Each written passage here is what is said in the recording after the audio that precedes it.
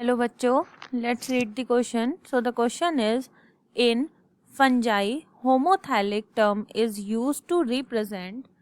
First option is dioecious condition, second is unisexual condition, third is bisexual condition, and the fourth one is more than one option is correct.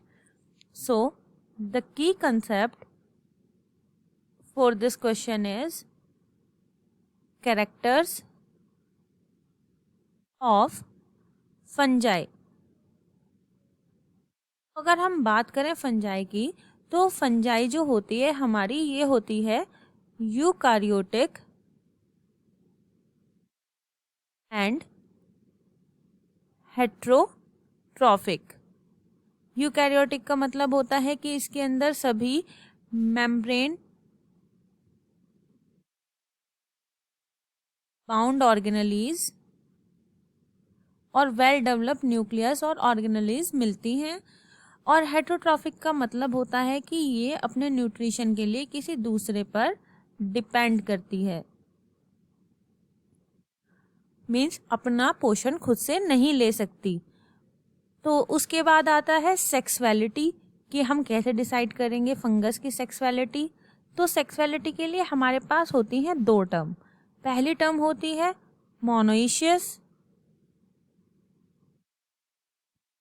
दूसरी term होती है हमारी dioecious. Monoecious का मतलब क्या होता है? मोनोइशियस का मतलब होता है कि जिसमें मेल एंड फीमेल पार्ट जो होता है वो एक ही फंगस के अंदर बियर करता है, एक ही फंजाई के अंदर बियर करता है. तो वो हमारे हो जाते हैं मोनोइशियस. मीन्स यहाँ पर आ जाएगा हमारा सेम फंजाई. डाइशियस का मीनिंग होता है हमारा जिसमें मेल फीमेल फंगस पार्ट जो होता है वो अलग अलग फंजाई के में मिलता है, यानी मेल अलग और फीमेल अलग, वो होते हैं हमारे डाइशियस. तो मोनोइशियस को हम लोग बाइसेक्सुअल भी बोल सकते हैं और डाइशियस को हम लोग बोलते हैं यूनिसेक्सुअल, यानी एक ऑर्गेनिज्म में केवल एक ही सेक्स का होना.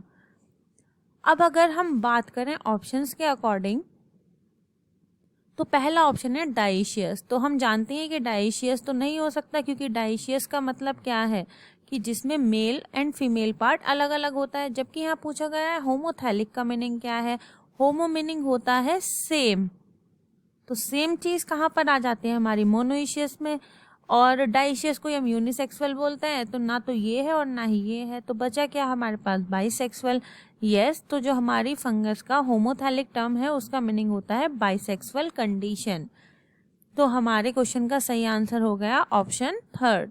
I hope you understand it well. Thank you so much.